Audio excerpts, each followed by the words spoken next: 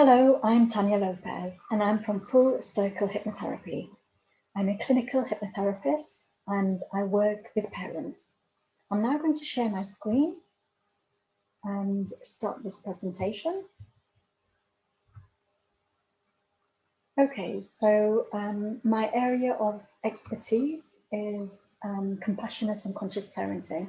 I've got about 20 years experience of working with parents in different roles. I've got experience of working as a teacher and I'm also a qualified counsellor. So this talk today, this masterclass, is about compassionate and conscious parenting. And the topic for today is parental emotions. And I want to talk about 3 feelings that don't serve us. So feeling like a failure, feelings of shame, and feelings of guilt. Before I dive into these, I just wanted to explore a little bit about what I mean by compassionate and conscious parenting. So what is compassionate parenting? So for me, this is about all-round compassion. Yes, it is about how we interact with children. Are we keeping their needs in mind? And how are we communicating with them? For me, even more importantly, it's also about how do you as a parent talk to yourself? Is the language and voice you use with yourself compassionate, or is it something else? And then I feel that this extends even further. So for example, how do parents view other parents? Because sometimes I feel that we can be a little bit judgy when it comes to other parents. So are we able to hold a compassionate space for other parents? And then because it does take a village to raise a child, this extends even further to people who are non-parents, friends, neighbours, teachers, even complete strangers. Do they show compassion to both parents and children? Now, there are just 2 points that I wanted to mention really. Parenting is a bit of a funny area because everyone has an opinion on it. And that's because we all have the experience of being parented, even if you grow up without parents.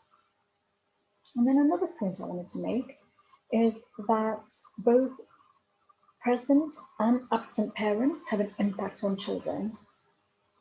Okay. So then I wanted to talk a little bit about what is conscious parenting. And there are 3 types really that I wanted to cover. So the first is unconscious parenting. And this is where we are unaware of past programming and experiences being played out in the present in how we parent and relate to children. A lot of our actions are automatic and we are unaware of our triggers, which may lead to our reactions, which may then impact on children.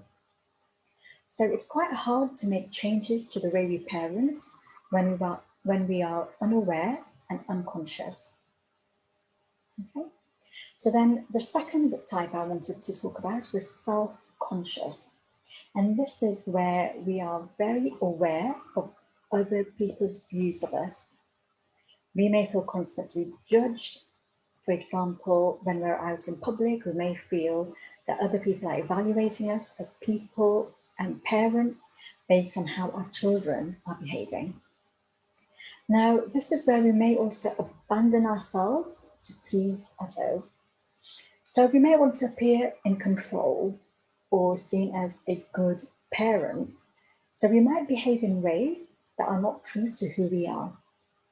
So we may also abandon our children because in that moment of feeling self-conscious, we may not focus on the needs of the child because we want others, even complete strangers, to think well of us. So self-conscious parenting is when we may also feel like a victim, and perhaps we might blame other people for our behaviours. So for example, well, I only did that because everyone was staring at us. And yeah, for sure, being in public can be very uncomfortable and bring on our stress responses. So fight, flight, and freeze. So for example, fight might look like shouting and yelling at children, maybe threatening them or giving them bribes. Flight might be we just leave the store or the shop that we're in and freeze, where we feel a little bit stuck, we're not quite sure about what to do, we're feeling a bit confused. Now here, it's quite hard to make changes, but the changes we do make are to please other people. And then the third type that I wanted to talk about was conscious parenting. And this is where we strive to become aware of our past experiences and programming and seeing how these impact on the way we parent. So this isn't about perfect parenting or not making mistakes. It's about recognizing that past conditioning has an impact on every relationship, and it will have an impact on the way that we parent. So every time we don't get things right, maybe we don't feel that what we're doing serves our child, or it doesn't serve us, or our relationship with our child, then that's a bit of a wake-up call. Do we want to find a way that makes us feel that we're parenting the child in front of us, rather than expecting a child to be a certain way based on our past experiences and programming?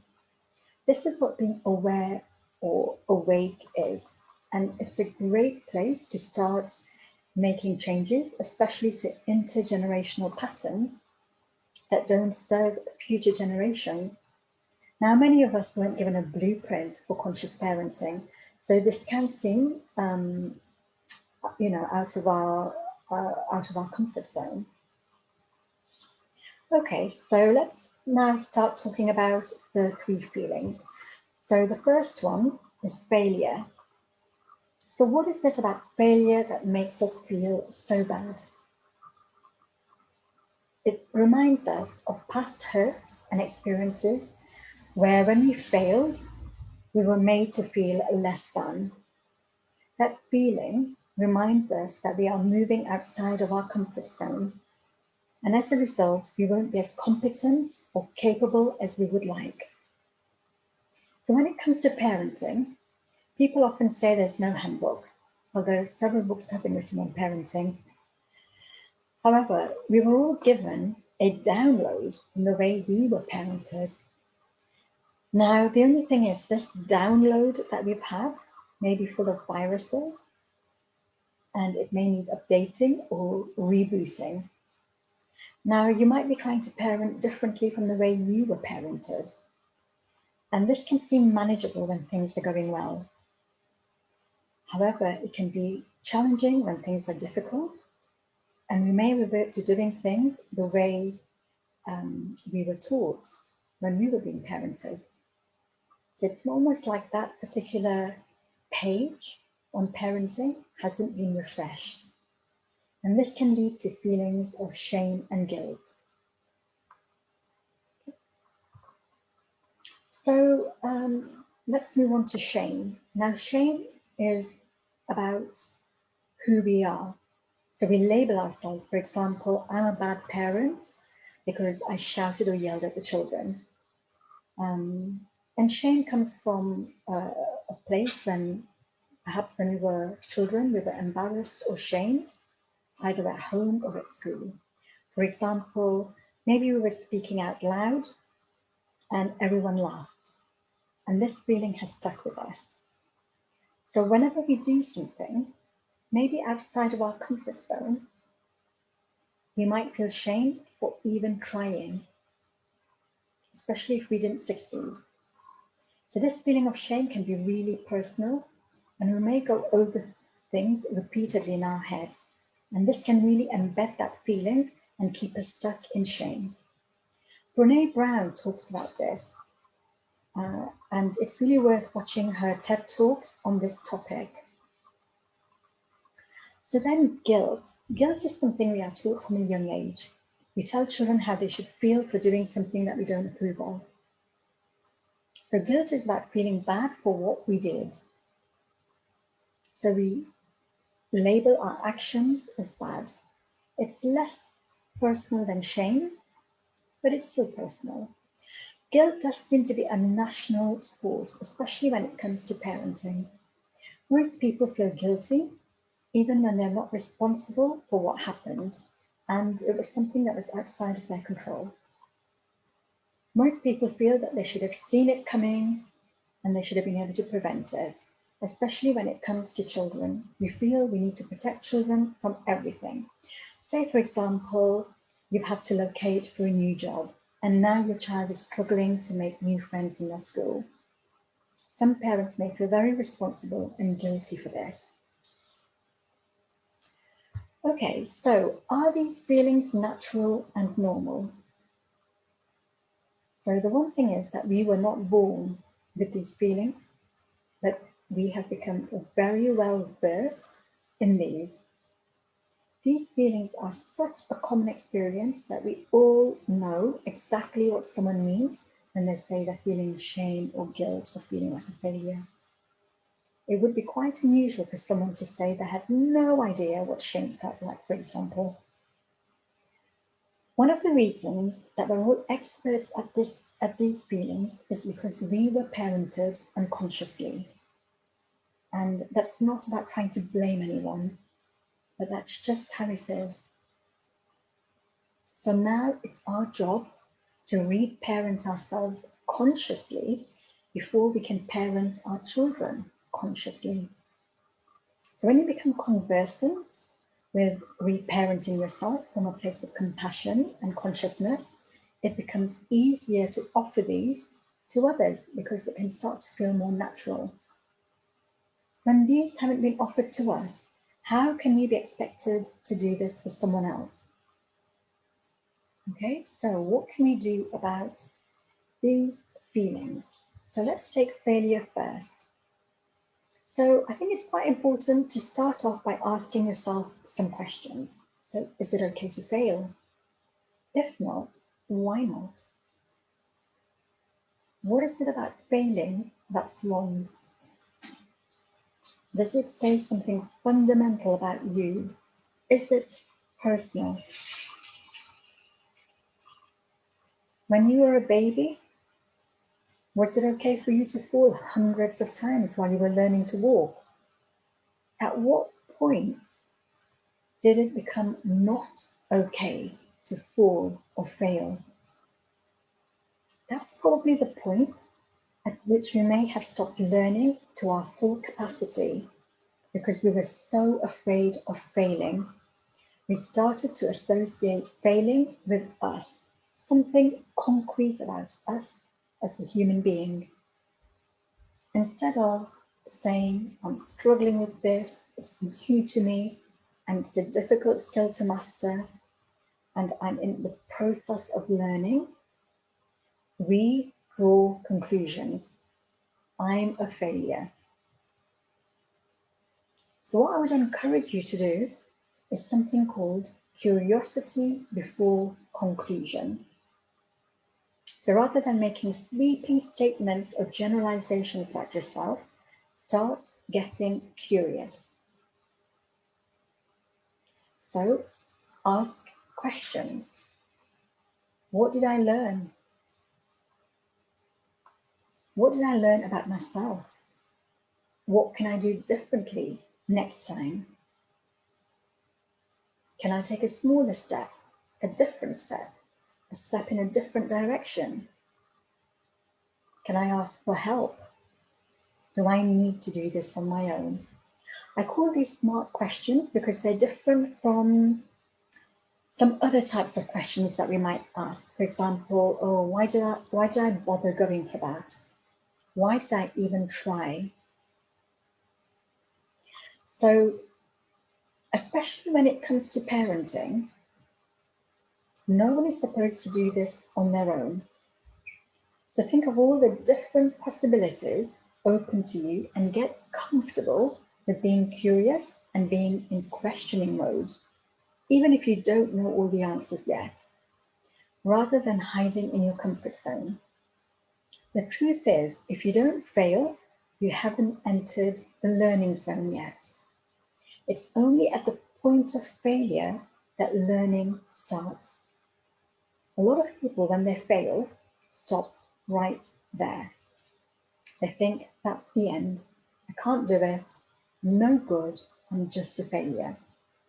But if you like, failure is the launch pad for new growth, awakening, and learning.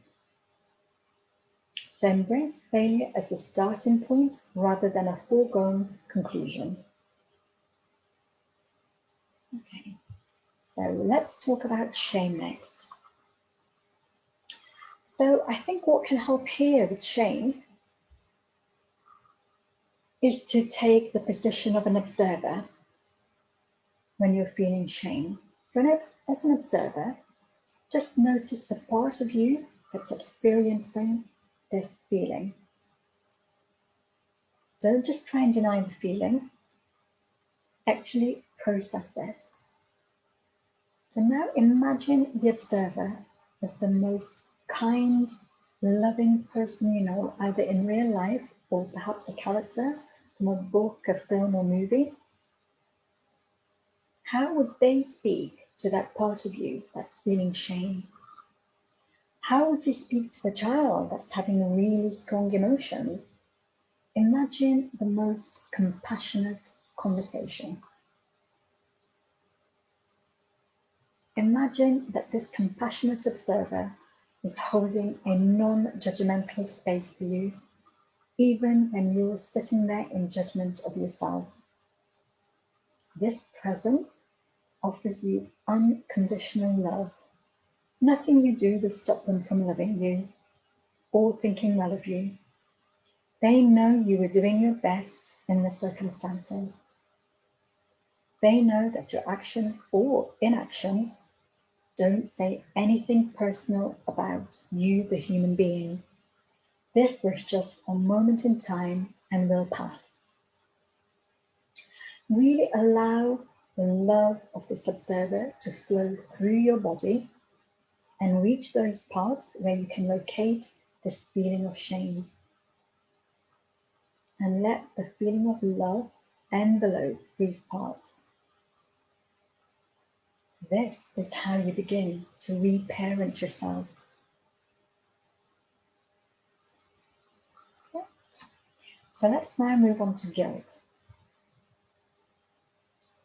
So with guilt, you can use a similar process of reparenting yourself as we've outlined with shame.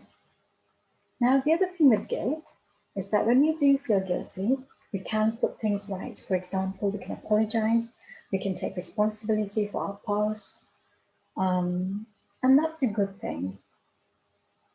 But sometimes, especially with children, we feel guilty and we overcompensate. So for example, you may have shouted or yelled at your child, and because they're feeling guilty, you give them a treat or maybe extra time on their computer game. Basically, you're rewarding them for your behavior, which you've labeled as bad. This is a very natural instinct because we want to absolve ourselves. We want to get back to our great relationship with our child, and we don't want them to think that we don't like them or love them. So this is where I'm going to suggest something that may be tricky for some. Don't overcompensate and allow yourself to use that feeling of guilt to become curious. So again, I'm using smart questions as opposed to questions like, why do I always do this? What's wrong with me or what's wrong with them? Why are other people much better at this than me? Okay, so some questions to ask are, what was it that you needed in that moment? What was it that you needed in the moments before? Are you taking care of you? Is this a pattern? Do you need to ask for help or support? What was it that your child needed in that moment or in the moments before? And is it possible to meet both your needs?